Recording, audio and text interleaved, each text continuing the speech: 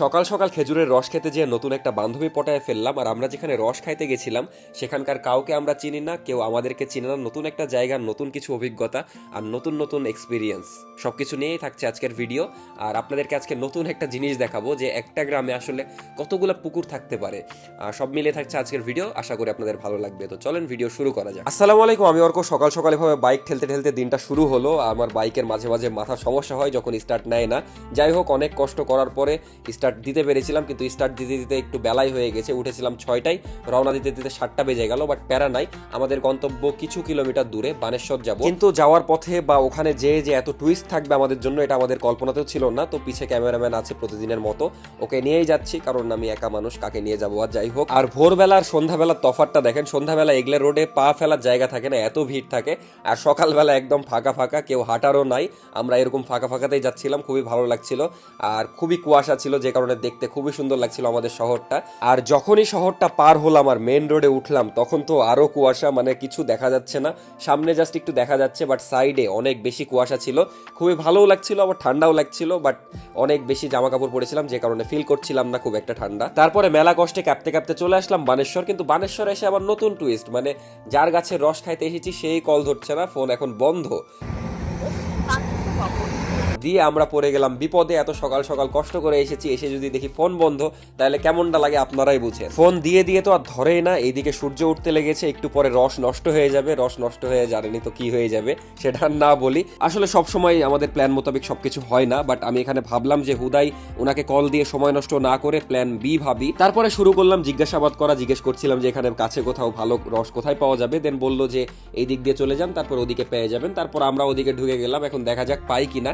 আর যাওয়ার পথে অনেক বেশি খেজুরের গাছ চোখে পড়ছিল, তাই আমরা এদিকে আমার সাথে ফাহাদ ভাই ছিল। ফাহাদ ভাই তো মুভ অন করতে রাজি না, ভাই প্ল্যান এ নিয়ে পড়ে আছে, প্ল্যান বিতে যাইতে এখনই রাজি না। ভাই ওনার ফ্রেন্ডকে এখনো খুঁজছে, বলছে যে নাকি চিনেন নাকি, চাচাদেরকে ছবি দেখাচ্ছে, বুঝেন, তাইলে ফোন ধরছে না।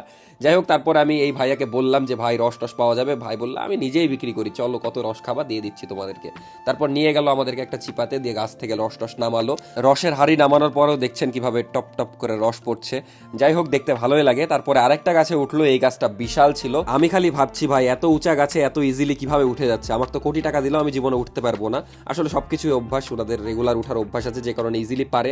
যাই হোক, রস নামাক, তারপর খাওয়ার পালা। খাওয়ার জন্য খুবই এক্সাইটেড আমরা। আর রস খাওয়ার আগে একটা জিনিস না বললেই না, এই জায়গার নাম যতদূর সম্ভব, এই গ্রামটার নাম বানেশ্বরের আগে চক ধাদাস নামে মেবি ছিল।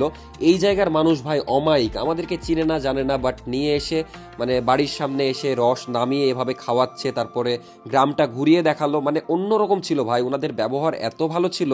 আসলে গ্রামের মানুষ অনেক সহজ সরল হয়, আমরা এখানে এসে জাস্ট মুগ্ধ। এই হলো টেস্টি টেস্টি রস, কিন্তু সমস্যা হলো ওপরে নেট দেওয়া ছিল না, যার কারণে একটু মজার মজার টেস্টি টেস্টি পোকাও আপনারা পেয়ে যাবেন সাথে।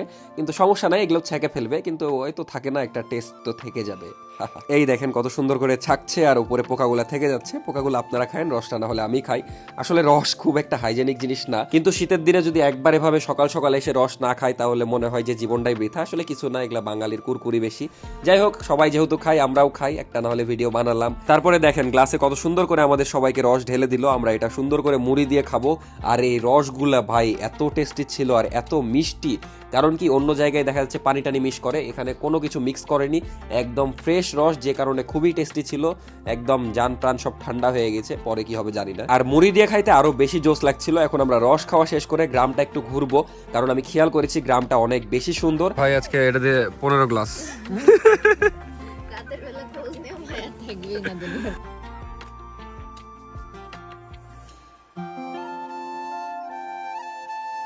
তো আলহামদুলিল্লাহ, মেলা কষ্টের পরে আমরা খেজুরের রস খাইতে পারলাম, তাও আবার একদম অথেন্টিক, খুবই টেস্টি ছিল। আর ওনারা বললো যে অনেকে দেখা যাচ্ছে অর্ধেক খেজুরের রস, তুই কেন, অর্ধেক খেজুরের রস অর্ধেক পানি এভাবে মিক্স করে খাওয়াই, যেটা একদম অথেন্টিক হয় না, টেস্টও ভালো হয় না। বাট আজকে যেটা খাইলাম একদম অথেন্টিক ছিল আর খুবই টেস্টি ছিল, খুবই মজা লেগেছে। বিশেষ করে মুড়ি দিয়ে খাইতে আরও বেশি ভালো লেগেছে। আর এখন আমরা খেজুরের রস খেয়ে, সামনে একটা বিল আছে, এখানে একটু ইন্টারেস্টিং কাহিনীও আছে। তো এদিকে আসলাম, এখন বিলটা ঘুরবো। আর মজার কাহিনী হলো ওইদিকে অনেক পুকুর আছে, মানে সারি সারি পুকুর, যেটা দেখতে অনেক সুন্দর লাগছে। তো আমরা ওইদিকে যাচ্ছি, তো একটু বিলটা ঘুরে দেখবো আর এখানের সৌন্দর্য আপনাদেরকে দেখানোর ট্রাই করব।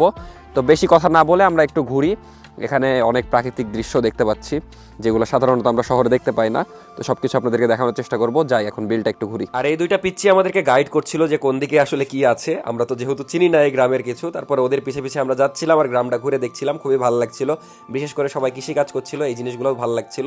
আর গ্রামের প্রাকৃতিক দৃশ্য দেখলে এমনি আসলে মন ভালো হয়ে যায়। তারপরে এইখানেই ইন্টারেস্টিং কাহিনী, কলা বাগানে চলে এসেছি। দেখতে পাচ্ছেন এটা একটা দিঘি বা পুকুর যেটা বলেন সেটারই পাশে।